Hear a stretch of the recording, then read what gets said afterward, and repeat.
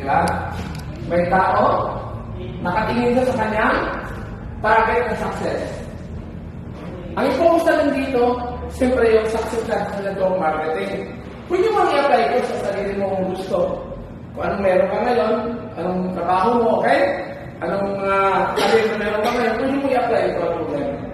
Itong lessons dito. Pero again, this is shared para naman magamit natin pag tayo na-involve sa network marketing business para makamit yung tagumpay natin. Pero tandaan mo, ang unang step talaga para masigurado ka makamit mo yung network marketing success is to be in a company na stable. Tandaan natin stable. Para hindi siya maging pyramid scheme.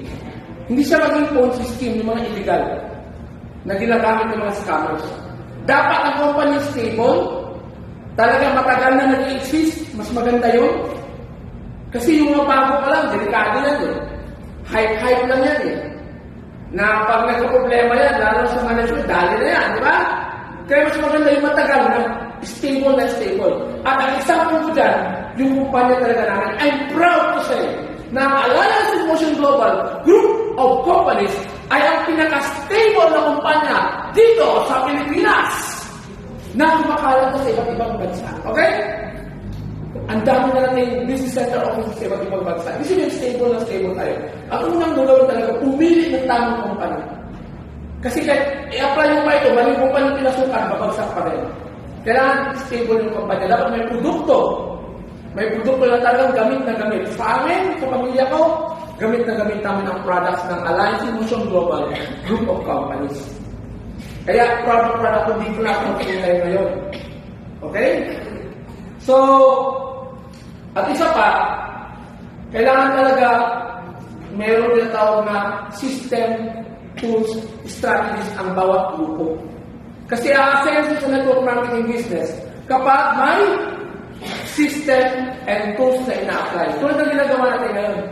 Gumagawa tayo ng mga videos, di ba? Meron tayong sistema na ngayon na talaga namang nakakatulong sa bawat isa para magkaroon ng anong kailangan sa sarili para makamit ang pangarap. At syempre, ang unang dapat natin isa-isip kung gusto natin makamit ang ating tagumpay sa tinawag ko ng network marketing success is, again, magkaroon na tao na personal development. Personal development talaga. Hindi mo pwede makamit ang target mo pag wala kang babaguhin sa sarili mo. Hindi mo i-develop ang sarili mo. Kaya, maraming aspeto ang personal development na dapat tingnan. Una, skill enhancement. Kumusta na ang skills mo? Okay? Na-enhance naman, na-develop pa. Ang maganda dito na-develop tayo sa pagsasalita, di ba? This is a skill, speaking skills, di ba? Dapat tuloy-tuloy natin i-develop. At sa ating mga kasama natin, i-encourage natin ma-develop. Then, mindset for success. Meron ka naman yan. Meron naman tayo yan, di ba? O ang inisip natin po lagi, puro mga kahirapan. Kulang ng pera. Parang gano'n, no? Naghahabol ng pera. Kasi may nabasa ako, pag naghahabol ka ng pera, lalo kang mahihirapan. Kaya kung napapansin sa dulo dito mamaya, may nakasulat dito, attraction marketing. Hindi ka na magkahabol ng pera. Ang pera ay narapit sa'yo. Okay, tuturo ko yan, ha? Tuturo ko yan. Okay. So, mindset for success. Then, leadership development. Kumusta na? Then, continuous learning. Palagi ka pang natututo. Nagbabasa ka ba ng tungkol sa success? O nagme-memorize ka lang? Di ba? Next, improve self-awareness. Mamaya, pag-usapan din ng self-awareness. Then, enhance motivation and engagement. Kung may mag-motivate man sa'yo, ang pinaka-the best na mag-motivate sa'yo, ang sarili mo. Okay? Kaya dapat pinipili natin yung mga kasama natin. Dapat yung nakaka-motivate sa atin. Laro? Na nakaka-encourage sa atin, na mabalat ang pangarap natin. Then, paano tayo magkaroon ng personal development? Magbasa, makinig. Attend trainings. Seek mentorship. Dapat, happy ka pag may nagtuturo, di ba? Then, step outside your comfort zone. Totoo yun. Kasi kung nasanayan mo, ganun pa rin gagawin, walang mangyayari. Dapat may babaguhin ka talaga sa sarili. Then apply what you learn. Okay? personal development. Grabe, yung personal development na ito, nakonektado sa personal awareness. Kasi dapat aware ka sa lahat ng pangyayari.